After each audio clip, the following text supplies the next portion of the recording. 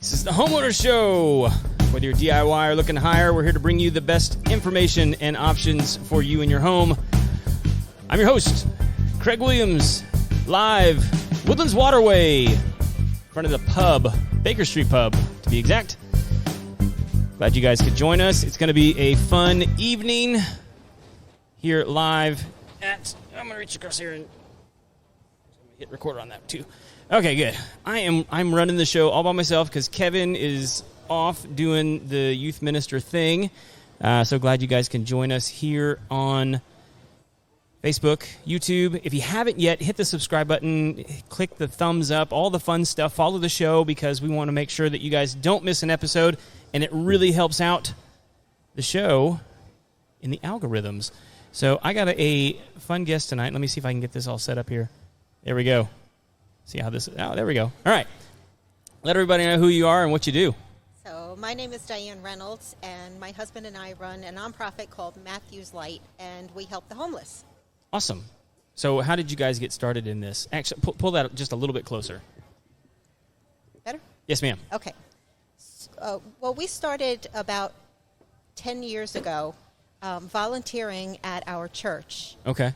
And then we had an opportunity to volunteer at a warming station overnight that was housing homeless during the winter. Real quick, what's a warming station? It's in place of a shelter. Okay. That they can't reside there, but we can set up temporary cots, and then they have to leave the next morning. So for around here, nights when it's dipping down into the 30s, 40s. Right. Okay. And this was back in New York. Okay. Yes. So I'm just curious, in New York, when do they open those kind of places up? Is it same temperatures, or is it? Yeah, during the winter, okay. They open it. So it's the beginning of winter through the first day of spring that those are open. And this one was at a church. Okay. So I spent the first night doing that. They had to have a monitor overnight to stay awake while the clients were sleeping. Okay. And that was my first introduction to homeless people. Mm-hmm. And I was a little nervous to start because I had never been exposed to it before. Right. But as I sat there and I talked to them and I got to hear their stories and find out that they were actually employed or they had hopes and dreams and what got them to that position, my heart was just opened up completely. Right. So my husband and I moved to Texas 2 years ago. Welcome. Thank you. And we started working with another couple who feed the homeless. Just a couple of people go down once a month and just feed the homeless. Right. And we were so struck by that. The people down by Minute Maid, we started going more often, and then we started bringing them some provisions, some clothes, some hygiene products. Yeah. And we were so moved by everything that we decided that we needed to go bigger. So we made our own nonprofit. Okay. So now there's a community that we serve there that's about 300 homeless people. Wow. And we go down with 50 volunteers. It's totally volunteer. Nobody takes a salary. Okay. And we bring them a wonderful lunch. But then they go down the line. They get their hygiene packs. They get clothes, shoes, blankets, coats. There's a prayer team there if they want it. Nothing is forced on them. Right. My husband is a pastor, and he oversees the prayer team for that to talk to the people if they need that. We also hand out information for other resources to help them get off the street. But people don't really know that if you apply for assistance through the city, through the state, it can take up to 2 years before you reach the top of the list and you're actually housed. Okay. So they're on the streets waiting for their number to come up, so to speak. So real quick, I want everybody listening because we have people that listen across the country, and Minute Maid Park is downtown Houston. It's in the middle of downtown Houston, which I would imagine there's a lot of congregating homeless people in the downtown area. Yes. Probably more than 300 than the people that you're dealing with. Oh, absolutely. So, but, man, I forget where I was going with that.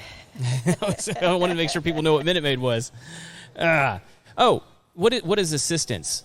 I mean, because you say it can take 2 months to get assistance. It could take 2 years. 2 years, sorry. Yes. 2 years to get assistance. To come to the top of the list to be placed in an apartment or housed. Okay, so housing assistance. Yes. This isn't like food stamps, or this is just housing. Correct. Okay. And why is it taking so long for people to get help with that? There's just no affordable housing anymore. And that's a big problem. Okay. When we started doing this, it was 5 volunteers, and we would serve 50, 60, maybe 65 people. Right. And then the moratorium on the evictions from COVID ended. And overnight, we had another 100, and then shortly after that, another 100. So then we were up to 300, and it just kept growing. And that became the issue. But a lot of the people that are down there are employed. Homeless but employed. Yes. Okay. They cannot afford the rents. The rents have gone up so high that if you're making $15 at 18, even $20 an hour, you can't afford the rents now. So they're working and they're homeless. Do you have any idea about like what the average rent is in that area for like low? I would imagine like low income housing is what is that? But that's almost impossible to find, and that's the problem because there's no available low income housing. Right. So what they're having to do is actually step up to another level of residence that they can't afford. Right. What is that level? Do you know what that? I'm not quite sure what the rents are down there. I mean, like, it's downtown Houston. I mean, like, up here, I mean, like, I think it's averaging like $2,000 a month. Yes. For like a one-bedroom, two-bedroom apartment. Even if it was $1,800 down there, if you're making $15 an hour, that's just not happening. It's just right. Yeah. Even if you can afford the rent, then you can't afford your utilities. You can't afford food. Yeah. Things.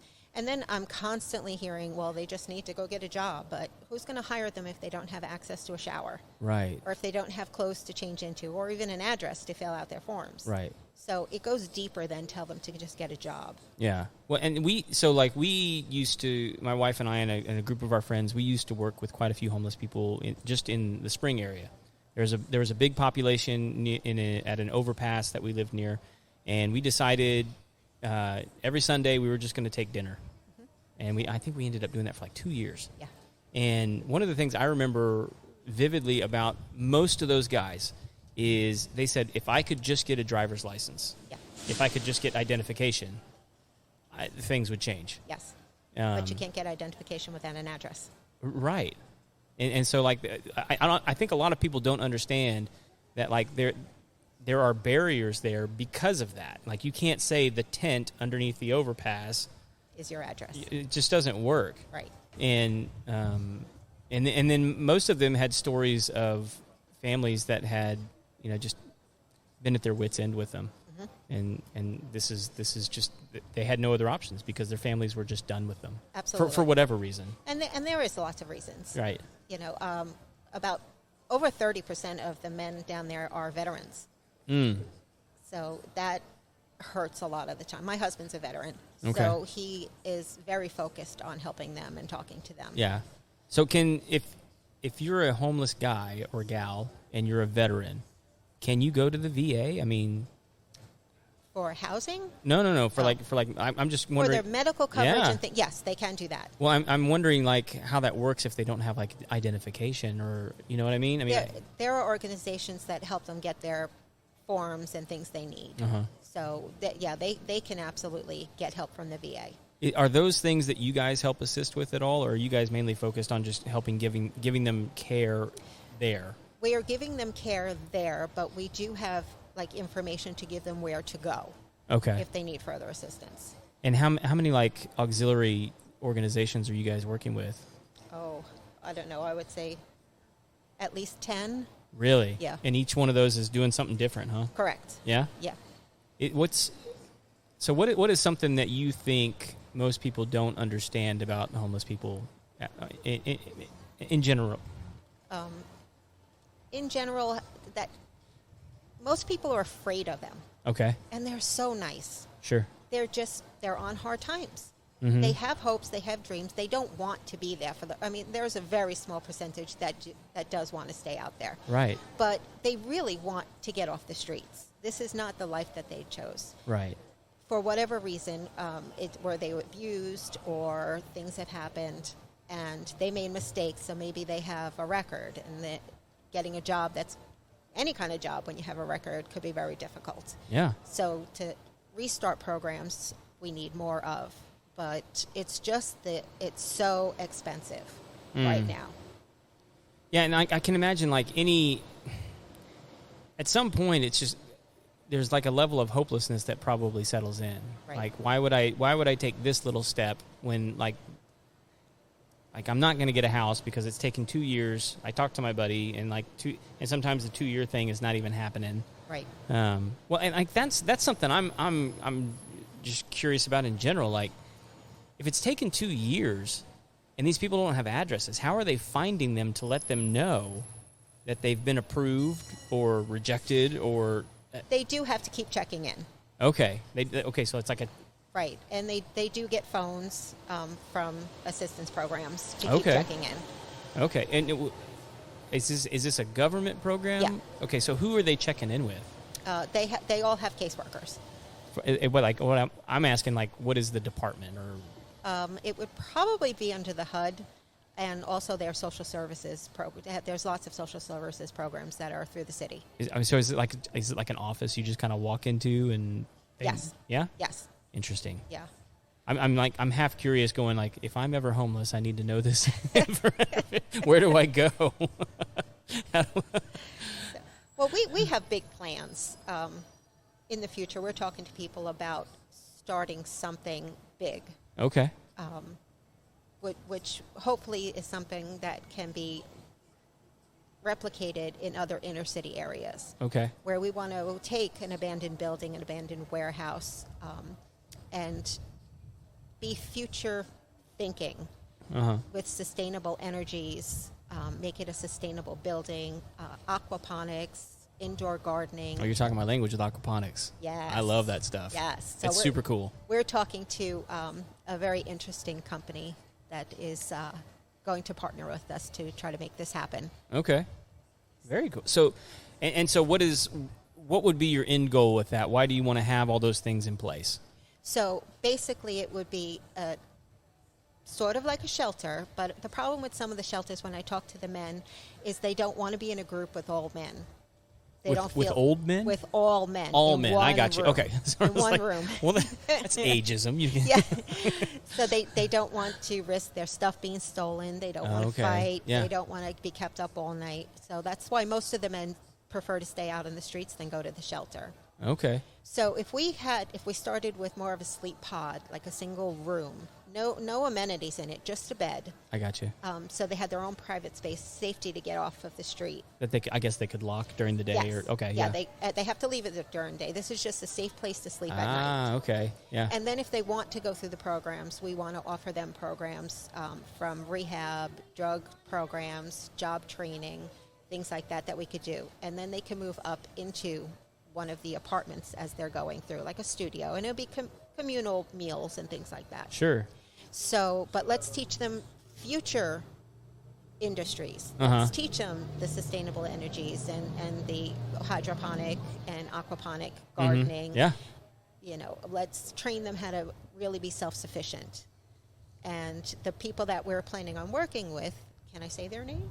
Sure, yeah. The Kalos Project. Kalos? Kalos Project. Okay, what's that? They're the ones that are planning on doing the aquaponics. Okay. And that sort of things. Is that something they're already involved with? Yeah, they're wonderful. They're young group of kids that are just going to take over the world one day. They're I'd love amazing. to talk to them because I've been looking into aquaponics for the last 5 years. Right. It's something I want to eventually put into my property. It's just such an interesting closed ecosystem for creating sustainable food. Right. Well, Justin Wiley, if you're listening. But that would be like a model that can be replicated inner city, I'm talking about. Right. All around the country, even internationally. Mm-hmm. One-stop shopping to get people off the streets completely. So that's kind of our goal, is to be future-driven and not replicating what's already out there. I'll tell you one that you can add to your list that would be really helpful. Yes. Is beekeeping. Yes, on the roof. Why not? Well, no, and here's the thing: is a lot of people don't realize this. Bees in inner cities do better than bees in the countryside.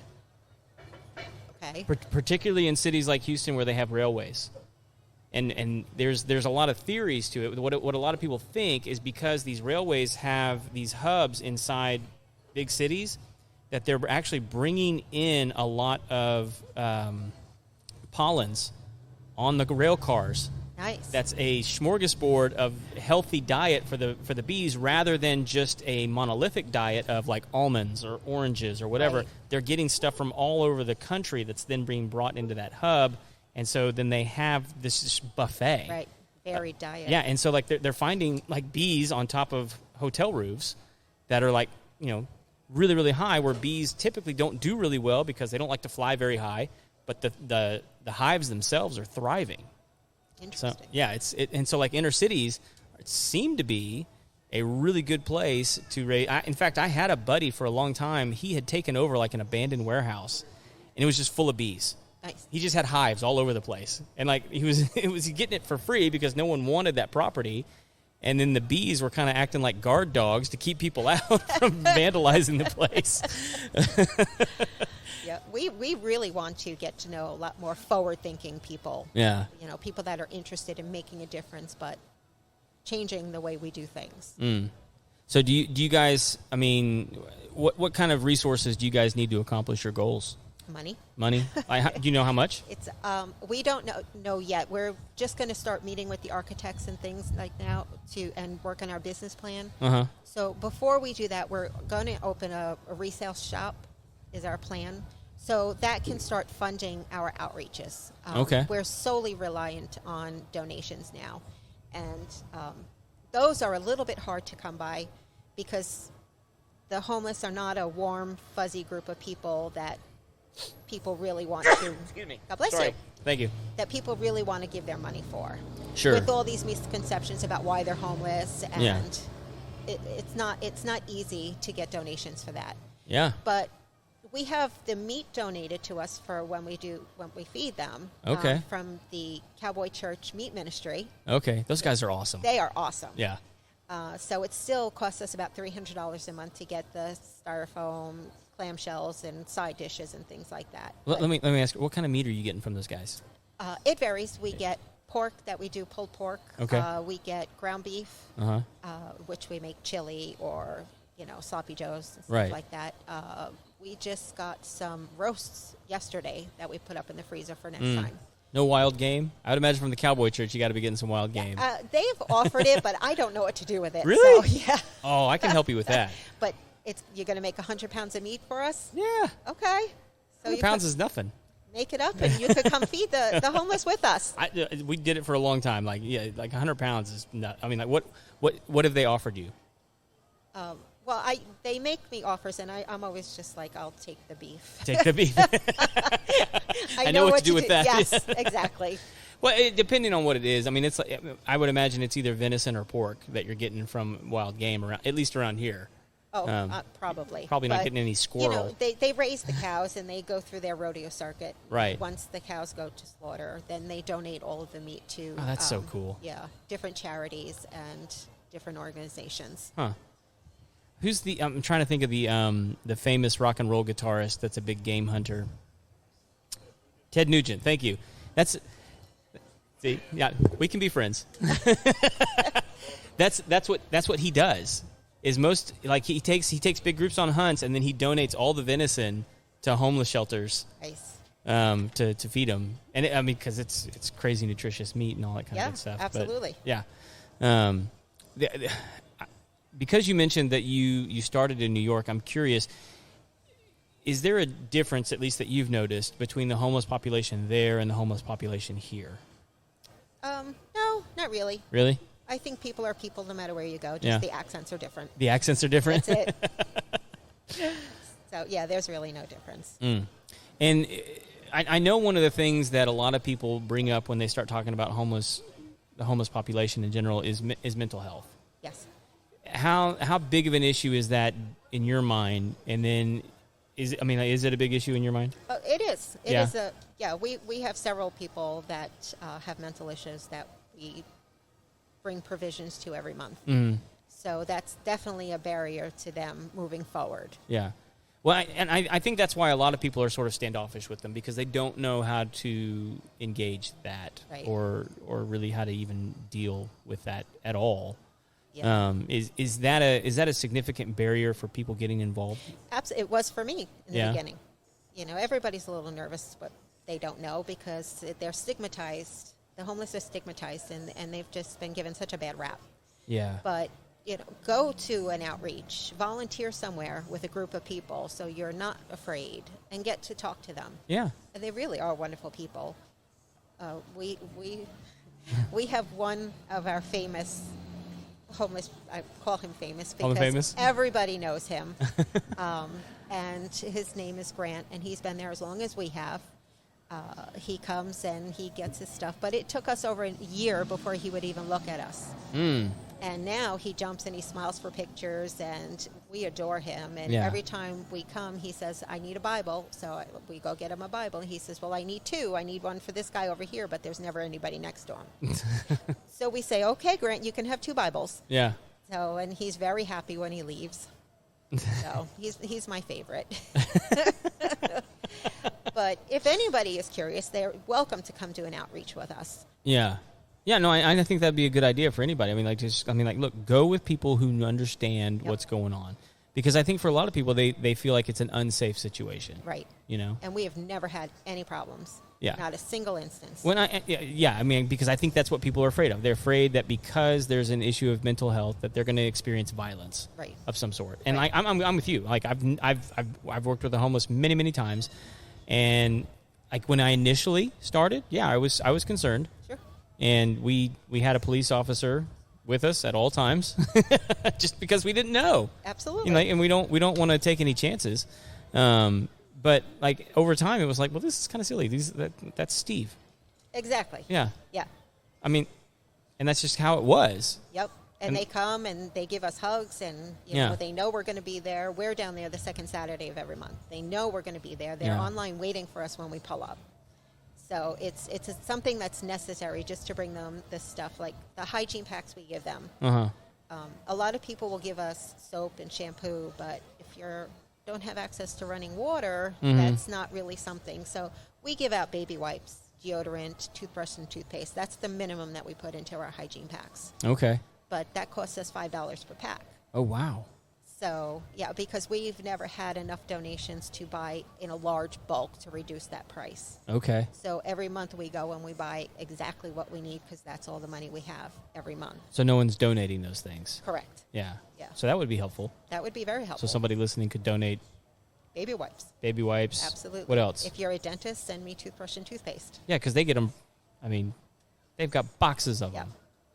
Absolutely. That they hand out for free. Yes. So we can use that, and so the baby wipes and the deodorant are the big thing. That's the biggest part of our expense. Huh. I know several dentists. That should be an easy one. Yes. Yeah. Let me ask you this, and I don't intend it for it to be a controversial question or anything, but how much of the way homeless people behave is us putting our expectations on them? You know what I mean? Yes. And I think people will live up to or down to your expectations. Yeah, I think so too. I really do. Yep. I mean, like, when so many people, and I'm guilty of this too, when you see the person at the intersection holding the sign, holding the cup, asking for change, I think your instinctual reaction is to look away. Yes. I over the years have purposely tried to, rather than give them money, smile and wave, right, or at least say hello to them. Yes. But like never try to I never try and give them money. Yeah. And I'm not saying that you're bad if you do give them money. I think it's fine to give them money, if you want to. Right. But like, don't treat them as if there's something that can be unseen, right, or shouldn't be looked at. No. Right. Yeah. I suggest people keep a blessing pack in their car. Oh, okay. Yeah. So that could be the hygiene products we just talked about.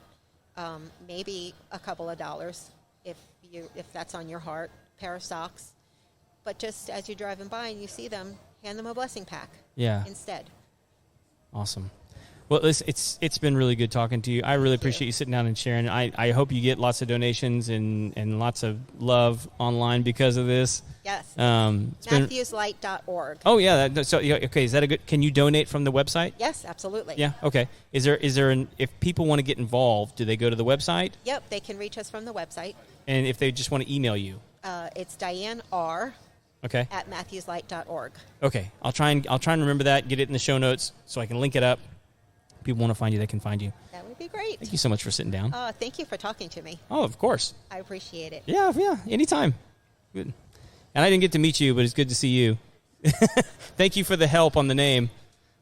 That's my husband. That's Pastor Ed Reynolds. Pastor Ed. Right. And if you want to talk to Pastor Ed, it's pastored@matthewslight.org. Oh, she's lighting you up right now. Jojo, you want to jump in here? You want to get Richard in here? All right. I mean, I just talked to him a couple weeks ago. I'll talk to him again. Come on. Dude, I have some data for you. I do. Crazy data. We're actually going to be taking requests. Oh, look out. Hey, Jojo, can you like send a message to like the group to like light up the feed for me? That would be fantastic. Yeah, let's get more people watching today. Yeah, that's right. How you doing, man? Good. Yeah. Awesome. What anything new? If you guys don't know, this is Richard Yeppez from a couple episodes ago. Yes, episode 232. That's right.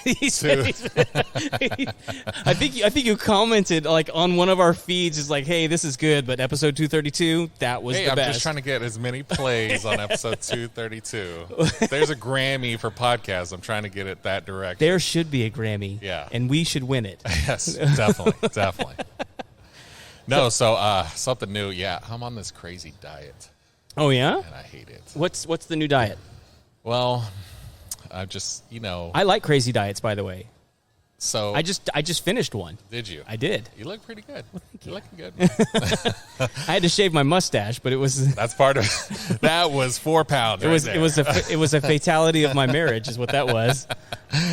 No, so carbs are the enemy. Blah blah blah blah blah. I'm just trying to like do this whole intermittent fasting kind of thing. Okay. Like I hear good things. Sure. But yeah, try not to eat after a certain time and all this other good stuff. There's if you can watch TikTok over and over and over and over again, there's going to be 50,000 fads to watch. So I'm just trying to take the stuff I like and make my own kind of diet from it. Okay. So you're cutting carbs and you're intermittent? Mm-hmm. Okay. So what is your window? So my window is like from 1 to 4. From 1 to 4. That's when you're eating? Yeah. Oh, dude, that's brutal. Yeah. No, it's actually helps because that's the time I've kind of got all the work out of the way, but then 1 o'clock comes around and you're like, all right, we gotta get up. And then if I eat something like maybe in the middle, like 2:30 or something, then it'll kind of take me into the rest of the night because the kids coming back from school and they're keeping me occupied, and it's kind of like a thing after that. Okay. So far so good. If you talk to me next week, who knows? So we did a 29-day fast. Okay. Where we had food. Okay. But it was we could only have and really all I was having was like a small protein shake during the day. Yeah. If I needed something. And I eventually got to a point where I just cut that out. Really? But then we couldn't eat, and my wife and I did this together. We couldn't eat until after 5:30. Okay. And the only thing that we could have is meat and veggies. Okay. But like no sauces. Yeah. Just salt and pepper. That was it. Yeah. And that's kind of like along the lines of what I'm doing. Yeah, I mean, it sounds very similar. Mine's just moving up a little bit more. Have you ever heard of Peter Attia? No. So he might be worth checking out. Peter Attia. So he is a physician that studies longevity. Got it. And he studies the effects of he actually is convinced that intermittent fasting is the key to longevity. Okay.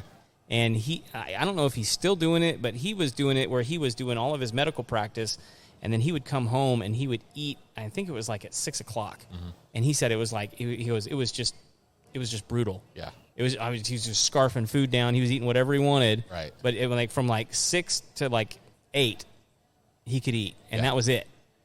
And in our line of work, especially in my line of work, where you're sitting at a desk for a long period of time, and you're snacking a lot. Yeah. That's what I've cutting out the snacks has definitely helped, like a page turner, because you're not reaching for something as much as you used to. Yeah. And if you don't know, realtors like to eat. They like to be taking the lunch. They like to be taking the lunch, and there's always a networking event. So that's why you've got the window you got. I understand now, because you want to keep the networking. It's like, opportunities. can we meet at the library? Can Can we read some books? Let's go where there's no food. let's meet over a jog. I actually been thinking about doing something like that because it's true. Like realtors, in this field, it's always networking, drinking, food, lunches. This lunch, come to this lunch. Yeah, finger foods here. Come to an open house, finger foods. Come to. So I'm thinking about if I get pretty good on this thing, I think the hardest part of losing weight is doing it alone. Yeah. And I think if I get a lot of other people on board, I've been thinking about setting up some kind of like program on, just this whole initiative called Lose Weight Real Estate. Oh. And then that way, instead of meeting at a bar or something like that, just, hey, let all the agents know, hey, a bunch of us are going to meet at such and such park for 3K. Right. Like, let's all meet and we all work out together. We can network it that way. Bring your cards or whatnot, but let's feel better. Just kind of work on ourselves a little bit, and then we can network afterwards. But I think it'd be interesting. See how many people actually, take advantage of it. I just got a comment from Kevin. Well, where's Kevin? He goes, what's going on? Where am I? You're not here. Right. Slacker. Man, this is like the 50th million show. You're missing it, Kevin. So here's an idea for you. I think if you could arrange this, right. I think you would dominate the real estate lending market. I think I would. Everywhere. Yeah. Wow, that's really loud. Yeah. It has to be loud if it's getting picked up on the microphone over here. And it's a Honda. Yeah, it's not even anything worth looking at. So, if you could set up the real estate fight club, where you've got the Coldwell guy over here, right, and the Remax guy over here, and we're going to get together and we're just going to watch them beat the ever living hell out of one another. Exactly. One, it's going to be good for the fitness. Yes. Two, everyone's going to want to come see. Oh yeah. Take your bets. That's right. And who's getting this listing? One night only. Sunday. You need to like throw the $2 million listing up. Right. Whoever last man standing. That would make this business 100% more interesting. Oh my gosh. If realtors had to physically fight for a listing. I'm here for it. I would show up for that. I'm not even. That's pay-per-view stuff right there. That's going beyond Fight Club. It's literally getting people involved. Hey, you want another viral video, don't you? Is that she kissed me at the last event, and I put it up as a clip, and it went nuts. Nice. And I said, well, Brandy, you gotta bring the eye candy on these things, Say what? Yep. It's in the middle console. That was my wife. She kissed me. Yes. So what I did on the video, I said random woman interrupts interrupts interview. These podcasts, you never know what's going to happen. You never know what's going to happen. Just random people walking up to you and kissing you. All right, are you ready for these statistics? Yes. Sorry, did you need something, JoJo? Say what? She wants to watch. She wants to be involved. Hi. Oh, there you go. JoJo, our fearless leader. All right, so here we go.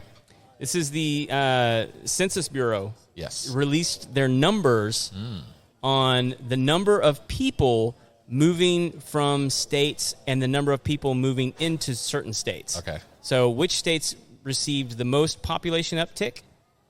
So meaning how many people moved into those states, and then which states had a decrease in population. Awesome. So I want to put it to you. See how well you do.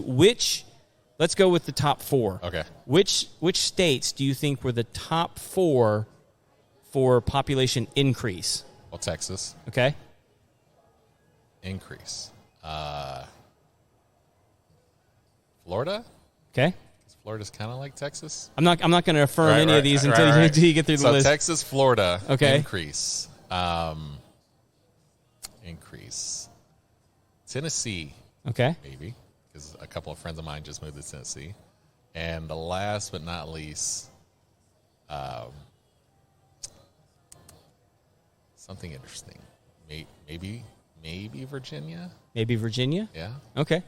So the top 4, you weren't far off, Okay. by the way. And this is based off 2022 Census Bureau data.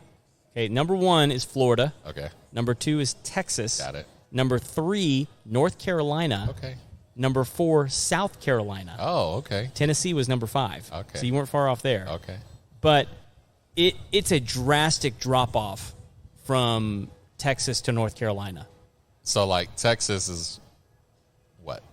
So Florida in 2022 saw a 1.9% increase in their population. Really? Which was 318,000 people. Okay. Give or take a few. That's a lot of retirees. Yeah, right? I don't think it's retirees, right? Texas saw a 1.6% increase in their population at 230,000. It's actually closer to 231. North Carolina was a 1.3% increase at 99,000. Goodness. I'm giving easy numbers because there are specific numbers, but nobody cares. Yeah. And then South Carolina was a 1.7% increase at 84,000. I wonder why the Carolinas, though. They have beaches. They got nice beaches over there. So, Well, and so I think I can answer that by asking you if you know the top 4 losers. California has to be one of them. Okay, California.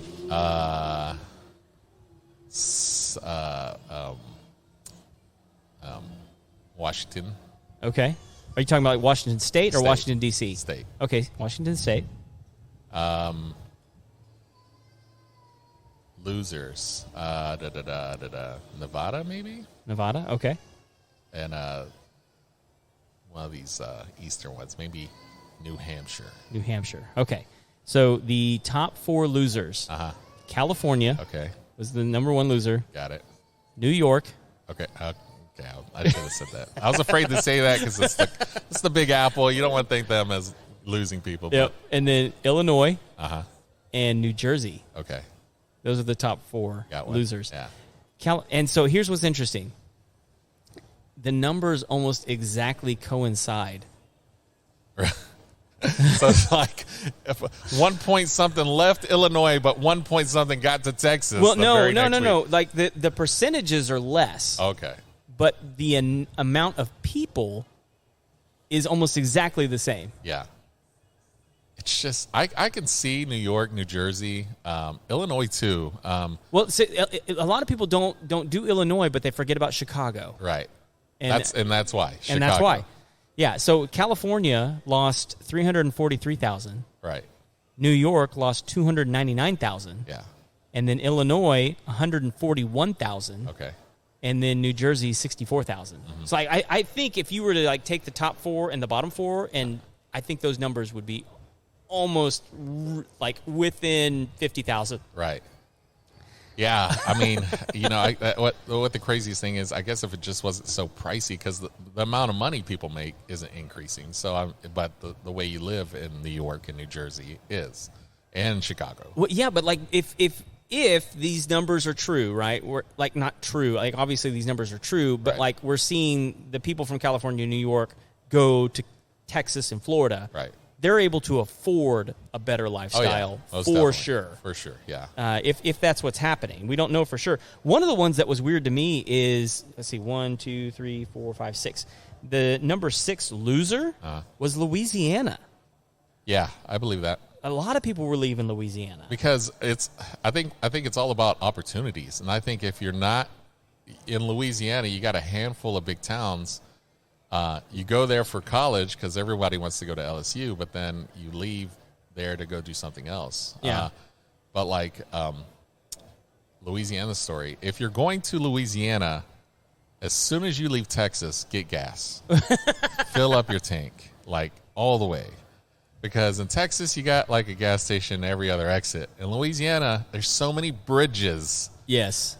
I almost foolishly, mistakenly, almost ran out of gas on one of those long bridges. That long bridge. And I was sweating bullets because in my head, I was waiting for another gas station to come along. There's one coming right up. I'm so spoiled in Texas. Buy you gas. As soon as you pass the state line in Louisiana, you fill her up because goodness gracious. And you could probably go from one end of Louisiana to the other on a tank of gas. You probably could. Yeah. Most definitely. It depends on where you start, but yeah, you could do it. Oh, yeah. Yeah. Well, but like, the funny thing about Louisiana, though, is like once you leave Texas, it's sprinkling. You see that? Is it? Yeah. Oh, it is. That's not cool. No. That's going to make it interesting. Yeah. So hopefully that doesn't pick up because I'm fine with it right now. But if Right. it gets any heavier, I'm going to get this equipment out of here. Like Louisiana, man, if you stop at the gas station, there's two things that are available in those gas stations that aren't in Texas. One yeah. is liquor. Yeah. And the other one's boudin. Oh, yeah. Oh, yeah. I mean, maybe some gambling. There's gambling in the gas stations. That's a must. Yeah, it's the craziest thing. As soon as you get in Louisiana, you're like, okay, they got boudin here, alcohol, and then if there's a slot machine over there, by the way. Yeah. So I mean, it was surprising to me just because like Louisiana is cheap living. yeah, Like it is. and like there's some really pretty parts of and Louisiana. the taxes are like crazy low. Yeah. Compared to ours. So it's just weird to me. Like, I mean, because if the trend is like people are leaving to go to lower taxed states and more affordable states, in Florida and Texas, I mean, like those are just like weird unicorns. They really are. I mean, like they're low tax, but they also have a lot of opportunity in both of those states. Right. North Carolina, South Carolina, that one's the weird one to me. What I think is happening is that's like a halfway point between Florida and New York. Right.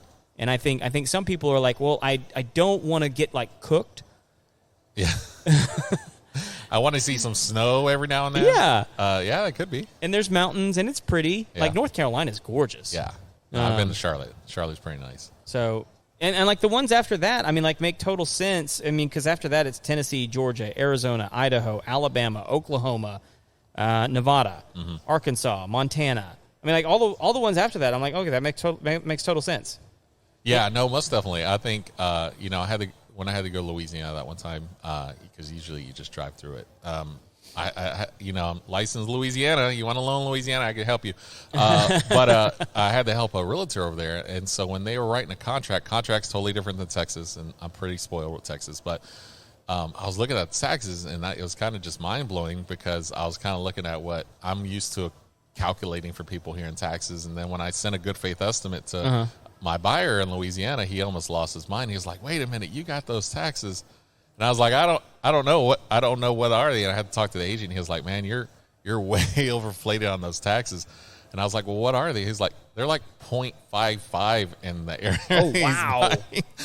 And so it was just kind of like an eye opener. I was like, man, taxes are like crazy cheap in Louisiana, but I guess you got to like pick your battles, what you want, how much money can you actually make if, in Louisiana, if you're not on an oil derrick or something, I guess. I mean, do you know? I mean, does Louisiana have like state income tax? I don't know. You don't know? I don't know either.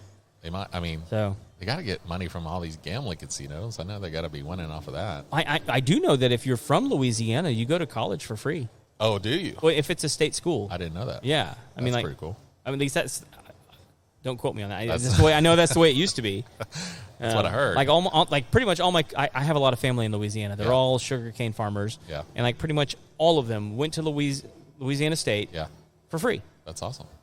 And because they're like residents of Louisiana. Yeah. No, I mean that's good. I mean, I wish Texas could get on board, but Texas has so many big name schools. It's kind of hard to do that. They're making so much money off of everything. Oh yeah. Well, I mean, and there's enough out-of-state people that want to go to Texas schools too. Yeah. I mean, I think in Louisiana, like if you have any out-of-state people, it's LSU. Yeah. Oh yeah. Maybe Tulane, but like LSU is going to be pretty much the location. So those Tigers. Well, and I think you told me the other day. This was after we did our episode that loans are up. Oh yeah. Right now, right? So crazy thing. Like, and this is after our episode we did back in January. February blew up out of nowhere, just with the amount of loans. We're having a big month compared to what we had probably same time last year when rates were lower. Oh, really? Yeah. So you're doing more when we're probably neck and neck, about the same. That's nuts. Because the want's there. I don't. Like you think I said, people are just tired of waiting? They thought they were going to wait out the interest rate. And I think that's the biggest thing is like you thought this was going to kind of go somewhere. So maybe that one thing you said in your head is I'll wait till the new year. Right. But of course, I can see everybody's New Year's resolution, if you don't have one, is getting a home. But yeah, our applications, our closings, February, we're having a huge month in February, and it's kind of out of, we didn't predict it because we thought it was usually, for all intents and purposes, the first quarter of real estate is always the slowest because we're getting out of these holiday months, and but they picked up. I was pretty surprised. I hope we keep it up. I hope the confidence, and that's the biggest thing, I hope the confidence in buying a home is still there going forward, because rates aren't going to do anything anytime soon. Inflation, yes, has been down for the last 2 months, and that's what they were going for, but I don't see a drastic rate change anytime soon. Yeah. Because we're still kind of going through it. But I mean, yeah, I think the confidence in buying a house is back to a point, which is pretty good. I read a couple of articles that was saying there was some hopefulness in the economy, not in the sense that like rates are going to come down, right, or that much is going to change, but that we may have hit sort of like a plateau that we're going to be on for a while. Right. And I think for most people, like, this isn't like ideal situation like before when we could see something sub 3 from time to time on an interest rate, but like this is very manageable. Yeah. Oh yeah. And sustainable. Yeah. Like my first mortgage was 6.5, and I was smitten. Yeah. I was pretty happy about it. So for those of you who don't know, we're actually at a networking event, the Net. Yeah, we got Level Up. Yeah. And I just got here, but did you just get here? I did, yeah. Like you hadn't been inside for a while? Yeah. Well, I mean, I walked inside, and then JoJo grabbed me, and then I was like, yeah, I like talking. Robert's showing up late. What was this guy moving? Robert with green light movers. Showing up late to the event. What's going on? I mean, you can't not call him out with his logo right behind your head. This guy right here.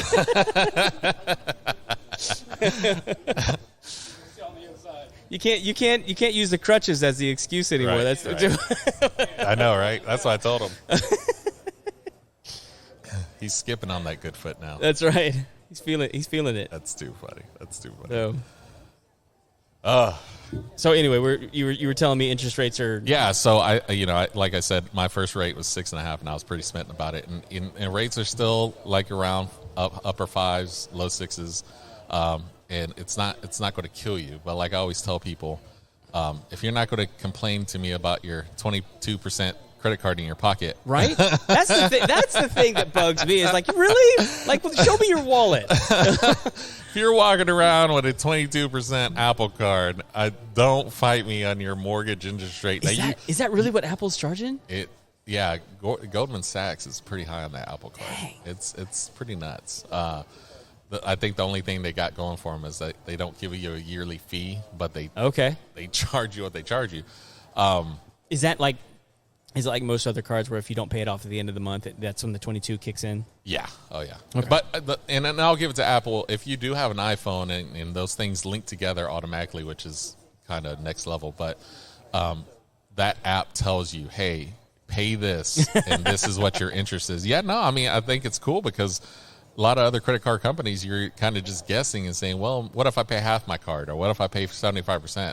The way the Apple card works, if you say, look, I can't pay the full amount, but I can only pay X, it's going to say, okay, well, if you can only pay X, you're only going to pay this much interest. Right. So at least you can kind of plan for that, opposed to where Capital One, I've never had a point where I was like, hey, I noticed you're only paying half of what your bill is. Right. But thanks anyway. Yeah. Well, Citibank's actually pretty good about that. Really? They'll let you know, because they do a lot of, what's the word I'm looking for? Where that you can buy like a big item and it's 0% for so many months. Right. But then they'll let you know, like, hey, this thing is expiring pretty soon. Okay. Here's what you got left to pay in order so that doesn't happen. No, that's good.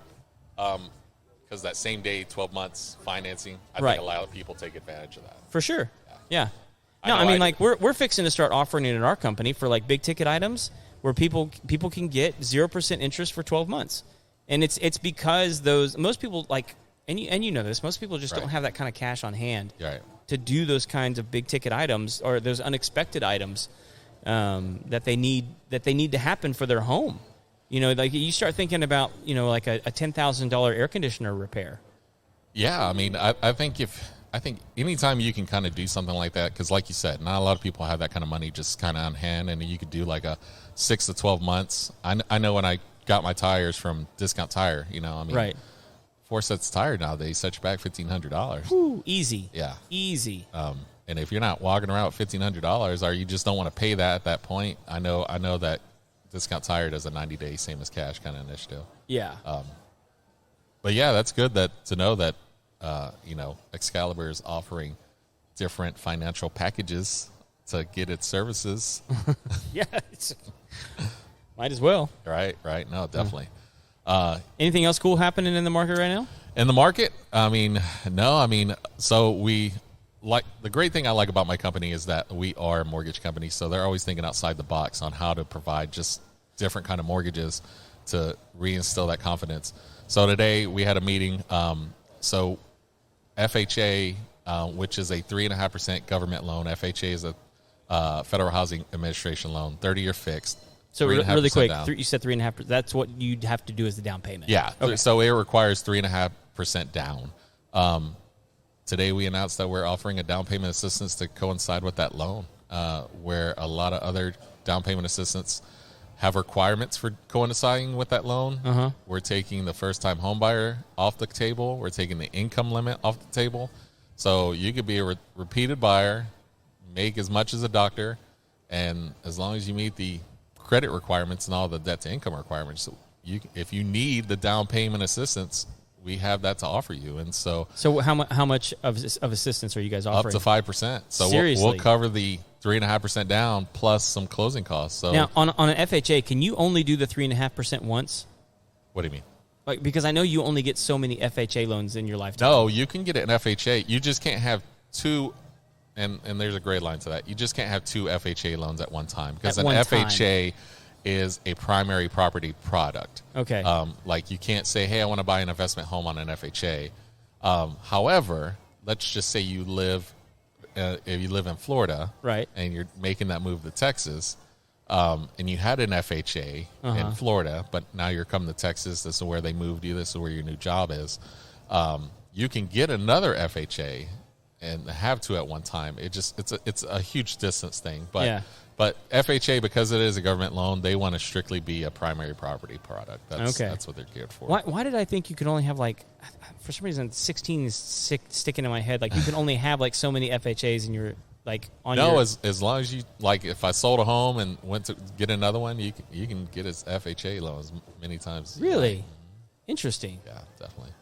So, down payment assistance up to 5%. So you guys are covering like a 1.5% above what the requirement is. Right.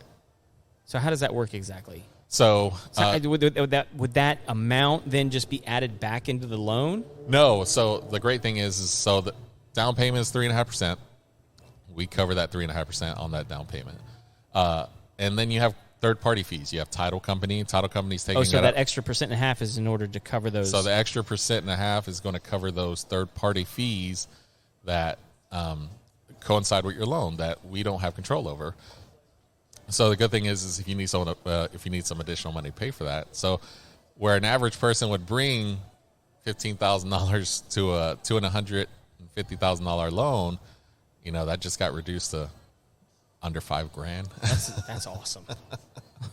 So it makes home buying a lot more affordable and easy. So before the show started, I was actually talking to one of the servers here. Okay. And he was asking me, he's like, hey, what's the show about? And I was like, what's the homeowner show? And he's like, I can't buy a home. And I'm like, well, why not? And he goes, I don't have any credit. Yeah. I'm like, why don't you have any credit? And he goes, I don't want to mess with that stuff. And I was like, dude, just buy a credit card. Oh, yeah. Like, get a credit card, buy a candy bar once a month, pay it off, and you'll have credit. Yeah. What about people that don't have credit? So if you have what's called a true zero, they call it a true zero. Not, hey, I used to have credit, but I got out of the credit game and I had some collections and now I just don't have any credit. Right. A true zero is like you've never established credit at all because like that server, he just was afraid of it, didn't want to get into it or just. Which I don't blame him. Right. No, definitely. I still think that credit awareness should be taught in our schools, but that's another topic. You willing to teach that class, isn't it? Hey, I actually used to do, if anybody's familiar with DePelchin is a foster care company here in Houston, and they help foster kids that age out of foster care. Okay. And I used to teach a class called The Economy of Me to those kids before they got fostered out, because unfortunately, at 18 they're gone. Yeah, they're done. Yeah, they can't get so like. I mean, there are assistance programs, Of but course. like they're done with. Yeah. So DePelchin did quite a bit. They actually they were able to go to college for free, and then they were able to set them up with a couple of things. But heck, that economy piece, like I said, it's the economy of you. It's the economy of me. Like, they weren't getting that, and I think money is the only common denominator among all of us, especially if you're an orphan and about to go on your own. But you need to talk to my wife about this. She used to work with Love Fosters Hope. I don't know really? Are you familiar with them? No. It's a foster care organization, Okay. and they actually have a house not far from here. Okay. Where they offer free housing to kids who have gone through their programs that have aged out of foster care. Okay. So like they have a So place it's after their Oh, awesome. That's awesome. And so like education and mentoring is a big part of what they do. And Okay. like you're absolutely right. I mean, like they just don't have life skills because true. they've been institutionalized for most of them for so long, Right. or have been passed around from house to house, and they've never had the chance to develop those skills. So someone like you that can come in and actually teach those skills. It was a great class. I mean, because it was a 2-week class, and so again, we had all the study material. They had all these handouts. We gave them everything. We made it fun. It wasn't just like, hey, learn this and we'll do this. And at the end of the 2 weeks, we had what's called a real life activity where we would have different booths set up in the gym, and each booth was cars or housing or like so. And we would give everybody a handout. They didn't know what their know what their job was. So we'd say, okay, here's all the handouts, and they would say, okay, well, I'm a nurse and I make this much money. And so they would have this limit they would have to stick to, and then go into the gym, and you had to have housing, you had to have your transportation. And so what the awesome thing was is that you give them all these limits, especially on the cars. It has you have your Corvettes, your Honda. And then like there's a place for pets, and there's a place for like going out. And so it's so funny because they're going through each one and they realize how much all this stuff costs, and then they're backtracking. They're like, okay, well, maybe I don't need the Corvette. Maybe I do need a bicycle or a bus pass. And so like I always ask, this is my favorite question after it's all said and done. I was like, how many people started off with a dog when it all started? And everybody's training there. I was like, how many people have dogs now? And everybody's like, those things are expensive. Gotta feed it. So it was pretty cool to do that, and just kind of just eye-opening experience with those kids. But it was really good. Anytime you can take young kids through like a budgeting sort of situation, like it tends to be eye-opening. Like, here's your rent, here's your groceries, here's your utilities, here's your taxes. Here's all of it, like, and sort it out. Yeah. Like, and it's funny how conservative they become. Like, and I don't mean like politically. Right. Like, I mean, just like. No, with their own money. Yeah. I mean, when you kind of have your own. I mean, I did that with my son when he started to work. I was like, look, I don't care what you do with this and this, but 10% of your check needs to go here. Yeah. I was like, no. And even now that he's in the Marines, I set him up an IRA. I was like, okay, this much money a month has to go into here. Yeah. Because my parents never told me about this stuff. Right. Yeah. And I think, unfortunately, they just didn't know. And I'm glad that I can just say, look, this is what you got to do. And if I'm not here to make you a millionaire, you're going to be a millionaire on your own. But this is how you have to do it. And I think now that it's being deducted from his check and things like that, like, we'll go somewhere and he'll be like, oh, maybe I don't need that. Maybe I don't need those Oakleys. Can we go to Walmart and get those? But if you can set it up on like an automatic withdrawal. Oh, yeah. I mean, like, if you do that as a young person, one, you're developing the discipline. Right. Two, it's like, okay, now it just becomes routine, and like you don't even notice it over time because it's always being taken out. It's never present in your bank account. Of course. To out of sight, be out a of temptation mind. to like, well, I'll skip it this month. Yeah. Whatever. It's setting up that automation for future wealth. Right. No, definitely. Yeah. I mean, again, like I wish it was something that was told to me, but when I finally found out about it, it's kind of like the eye opener. Man, why I doing this the whole time? Yeah. I was wasting on women, and Except for the one. right, except for the one. How was your Valentine's Day? Oh, dude. So my wife doesn't like Valentine's. Nice. She's a keeper. So we have some fun traditions that we do. So I don't even think I've told this story on the show before, but one of our first fights as a couple was over Valentine's Day. And what do you mean you don't like it? Yeah. What's a 5 stores? Well, it was when we were dating, and we actually had a long distance relationship. She was living in Dallas, and I was living in Houston. And Valentine's Day was coming up, and I was making a fuss about having to do anything about it just because I was stupid. And she was like, well, why is this a big deal? And so I came up with this really dumb thing that I said to her, which was, look, you making me celebrate Valentine's Day is like me making you celebrate Arbor Day, as if Arbor Day was important to me. I was like, if Arbor Day was really important to me and I made you celebrate it, this is what this feels like. It's like you making me celebrate this. So after we got engaged, do you know what day she picked for our wedding? Arbor Day. Arbor Day. Nice. Day. Yeah. So every year on Valentine's Day and our anniversary, do you know what she gets? Trees.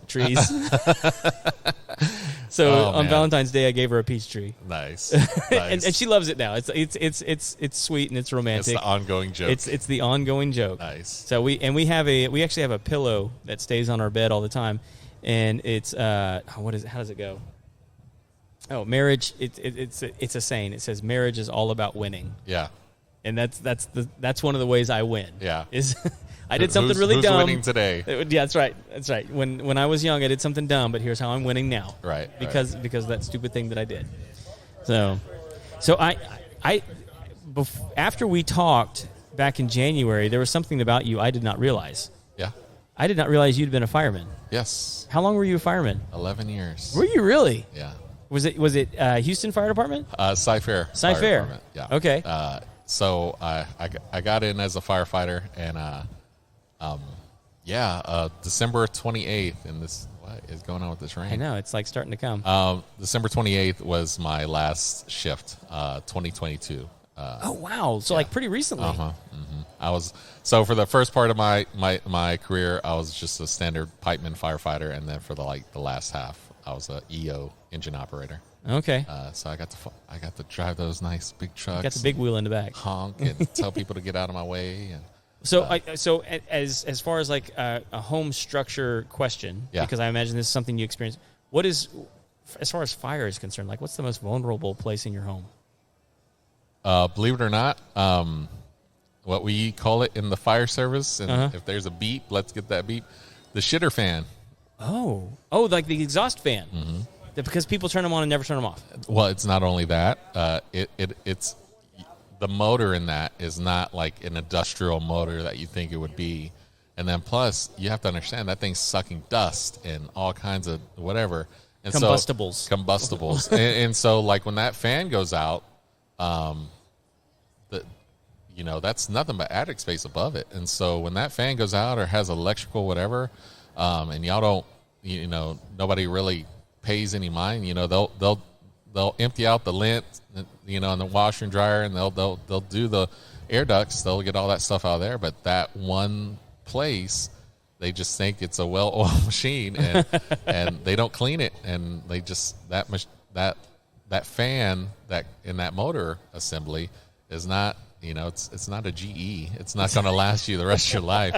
And so unfortunately, we get a lot of house fires that start in that area, or they smoke, or they cause, they set off fire alarms. So, aside from the obvious, hey, the kitchen and, do this, and you don't know how to put a grease fire. Yes, that's always one of them. But just back up to that one real quick, because I think that's an important one to tell you. Right. If you don't know how to put out a grease fire. Yes. Do not use water on a grease fire. Do not use water, just because water evaporates and then it spreads in that grease, and we've seen a lot of that as well. I would imagine if you're in the kitchen, one of the best things to use would be like a sack of flour. Yes, that works perfect. Okay. Or just throwing the lid on it. Sometime if you have that lid nearby and it starts to flame up on you just because you just have it too hot, and if you throw a lid on it, it's going to kill itself. Yeah. Because you're taking away the oxygen, you're taking away that one piece that it needs to survive, and so flour is good. Throwing the lid on it, or just calling your fire department if you're completely scared and getting out of the house. Yeah. I mean, because grease fires can, they can get pretty big really quick. Oh, they can get pretty bad. And you have to understand everything in your kitchen or everything in your house nowadays is combustible. It's not like the homes that, we probably grew up in, that everything's made out of wood and it's all sturdy and there's no chemicals in it. If you think about your kitchen right now, what's above it? Well, you got a plastic ventilating fan and plastic here and plastic there, and the fluorescent lights, all that stuff melts. And once it starts melting, it combusts. Yes. It catches fire and then it spreads. Oh yeah, most definitely. So just kind of one thing to kind of keep, and also if you don't have a fire extinguisher in your house, why not? Yeah. And you can get them at Costco, anywhere really, Walmart. Get a little one, and the great thing about the fire extinguishers you buy at the store is they're chemical based. They're not like the fire extinguishers you're kind of seeing like big industrial buildings. They're chemical based, so if you do get a grease fire, those are perfect as well. It's going to make a little bit of a mess, but at least you're going to save your house. Yeah. So just throw one underneath the sink, and hopefully you never have to use it. But are the newer fire extinguishers lasting longer than some of the like if you have a fire extinguisher in your kitchen from like 1984, right? You probably need to upgrade, right? Most definitely. Right. But are the newer ones lasting longer? So those dry chem ones do last a little bit longer. Okay. Just because of the settlement, you don't have to go in there and shake it every once in a while, but it's not.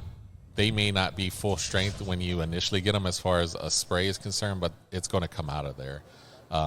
But I always use the turning back the clock scenario for all my fire stuff. So when it's daylight savings, when you move your clock forward and move your clock back, check your fire detectors and check your fire extinguishers, because you're only doing it, twice a year. It's not hurting anything. Hey, I'm moving my clock, and here are all the things I have to do in those initiatives. Let's check the fire extinguishers. Let's check the fire detectors, and then you can move on with your day. But it doesn't really hurt to set those 2 dates as a reminder. Yeah. So on average, how long should those things be lasting? Fire extinguishers, batteries usually last about a year. And some fire extinguishers, not fire extinguishers, fire detectors, usually the batteries last about a year. The good ones are connected to the wiring in your house. So they're ongoing. You just might want to just clean them, vacuum them out, make sure they're not having any dust or anything like that. Or the dust will prevent them from... Well, the dust will set off a false trigger in some instance. Okay. So you just want to make sure that there's no dust and things like that, because, you don't want a false trigger. But, yeah, as long as you do it, just kind of maintenance, they should last for a good while. I haven't really seen one kind of go out. I think when they start turning yellow because of the plastic, you might want to replace them at that point in time. But get a little age on them. Just give them the maintenance they need. Give them some love. Well, anything else you want to let everybody know about? No, just if you're not part of this group, the whole reason why I'm here today is we're this networking group is the Net. Awesome. Yeah, all small businesses. Yep. Me being a loan officer, even though my company's nationwide, it's Next Mortgage is small town. So, the great thing about this group of small businesses is that we're just trying to grow. We're trying to provide services to you, whether it be exterminating or affordable air care or plumbing and things like that. We want to provide that best service, and I think when you get word of mouth, I think when someone refers you somebody and says, hey, you need to call this guy for such and such reading, I think it goes a lot further than you Googling yourself. For sure. Yeah. And so that's all we're trying to do here tonight is just, network and meet new people, and that way when I'm at a closing or someone, and I talked to JoJo about this yesterday. I went to a closing on Monday, and my buyer specifically, he was like, hey, I'm new. He just first-time home buyer. He moved to Texas, and he doesn't know an exterminator. He doesn't know a mover. He doesn't know, so me as a loan officer, the great thing is I'm going to start providing this nice little PDF pamphlet or like closing package. So I can say, look, here are all the people I affiliate with, and you can call them if you need these services. And I think that's going to go a long way with our group, because it's going to be able to let my buyers know, hey, if you need a mover to move into the new house, or if you need someone to help you do plumbing or whatnot, or with your home, here's a group of people that are already vetted because they're part of this group. They network with me, and I think that's going to help a lot of my buyers. Cool. Man, I appreciate you sitting down with me. Oh, man, anytime you need a third wheel. Kevin's the third Kevin wheel. gets sick. He's the third wheel. Everyone else is way above him. Yeah, it works for peanuts. That's right. Well, do you think you could rustle me up somebody? I'll go find you someone. All right. Yep. I'm going to see what else is going on.